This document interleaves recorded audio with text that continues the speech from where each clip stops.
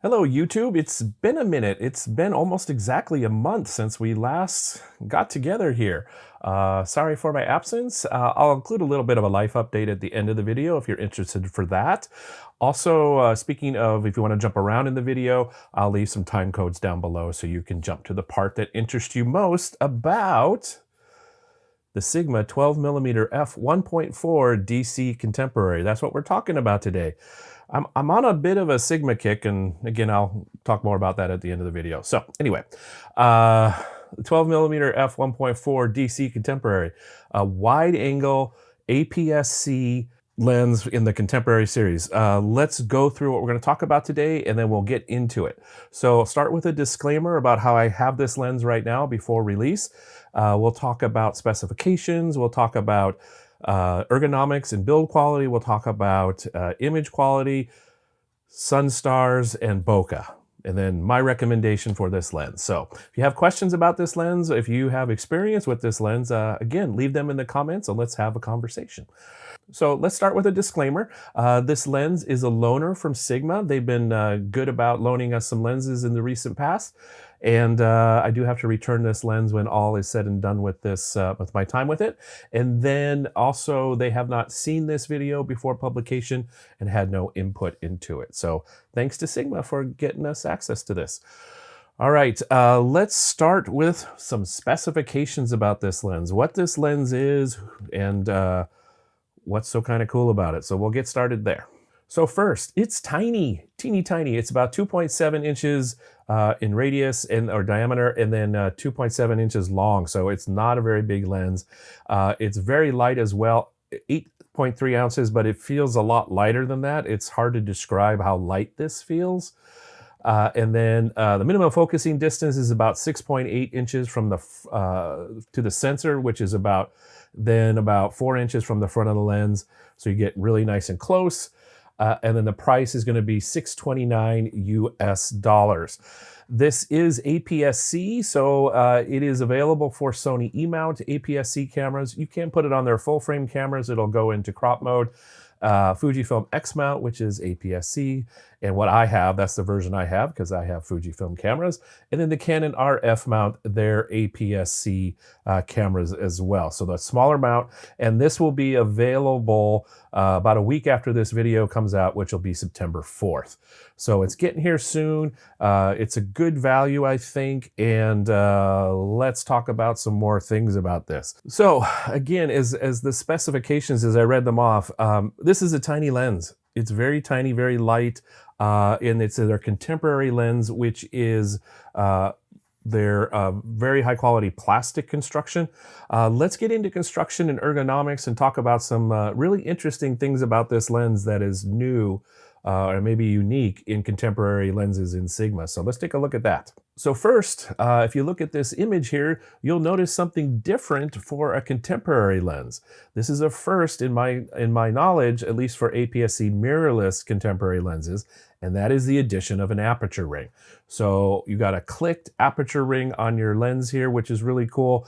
The body is, as I mentioned, is a really high quality plastic. It also now has dust and moisture resistant. That's what they say, dust and splash resistant. That's their term, as well as on the back end of the camera, the lens barrel is a rubber gasket. So this is not weather resistant, but it's splash and dust resistant. That's what they call it. So that's also a first for their contemporary mirrorless.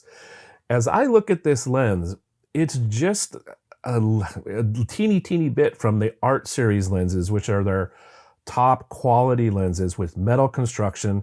One of the differentiators before this in the Art to contemporary was aperture ring on Art lenses. The only thing missing basically from this then is metal construction and maybe a control button on the lens itself or two. So when we get to image quality, I'll share some thoughts on how close I think this is to quality for an Art lens. So I guess that's a spoiler alert. So anyway, let's talk about autofocus performance. Because this is so small and wide-angle lenses have a very generally deep depth of field anyway. The focus doesn't have to work very hard. My understanding is the construction of this, there's just a single element in the focusing group, and so it's very small, very light, and the motors can move very, very quickly. So it's not a big adjustment it needs to make to go from focus from near to far, and then additionally, it's very, very quiet. So it is, let me show you. So on camera, I'm focusing. I can't hear it. When I put it right to my ear, I can. Just a little, I'll see if the microphone can pick it up at all. So quiet. So for video, which is one of the intended uses of this lens, especially vlogging, because this is such a wide field of view, holding out like this with the camera, this is going to be wonderful for that because there's no focus motor noise with this lens basically that the camera would pick up. Autofocus is fast, as I mentioned, accurate, and consistent. So those are my favorite things in autofocus performance, and this lens does really well. For manual focus, you got a nice big focus ring at the front of the lens, which is super smooth. It's very linear. It works really, really well for manual focus. So I don't do that very often, as you know, but it works really well when I did need it or wanted to try it out so I could tell you about it. So I like it. Let's move on. Now that we've covered some of the basics of the lens itself, let's move on to image quality. A brief disclaimer about how I do this kind of reveal to you is, as you know, if you've been here a minute, I don't do a deep pixel dive looking at brick walls and edge sharpness and center sharpness and vignetting and all that. I'll talk a little bit about some of that, but it's not my thing. I look at real world images and that's what I'll share with you. So let's take a look at some images and I'll talk through them a little bit.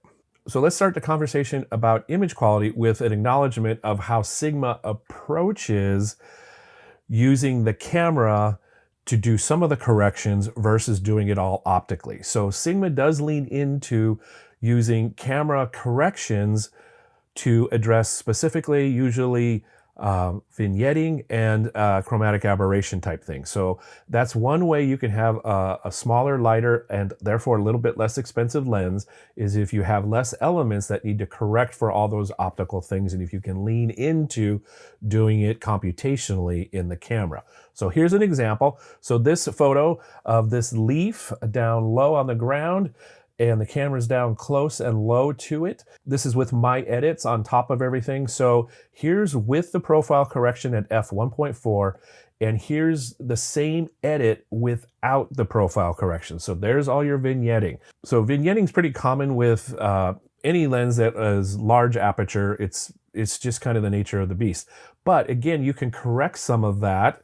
The camera can do the computation to correct that. And then you can reintroduce it if you want, which is what I usually do because I do like vignetting. It is pretty strong and noticeable, but be aware that it's there and how you might like to approach that in your photography. I really enjoyed using this lens because it makes me do things differently. So this photo is outside the light rail station in downtown Bellevue, and I love this ceiling. I photographed it a whole bunch, this roof with the glass tiles, and then I love the reflections if the sun is at the right angle at the time of day. So I really, really like this photo, and getting close to the wall, exaggerating perspective, that's one of the fun things I enjoy doing with a very wide angle lens. So inside a coffee shop in Bellevue, up close to one of the lights, again, distorting perspective, playing with things, taking a different look at a very ordinary scene. It's one of the fun things I really enjoy doing with wide angle lenses. And this lens made me appreciate doing that a little bit more. So again, I'll talk about that at the end of the video, what I'm thinking about in regards to this lens. It's great for landscapes and architecture. Nice simple scene with some reflections in a pool. Yeah, nothing fancy going on here. The sky cooperated and gave me a little bit of clouds and a nice blue in the sky. Nothing fancy here, but this lens makes it nice and easy to grab a photo like this. Again, distorting perspective, I think is really, really fun with wide angle lenses. Gives you a different view of the world than what it looks like with your eye and what I'm used to with Again, I'm oftentimes at 50+ millimeter focal length. A lot of times with the lens I use often, I'm at 80 millimeters, so very much more telephoto. This is a fun exercise in seeing things differently for me, and I really like the way it looks.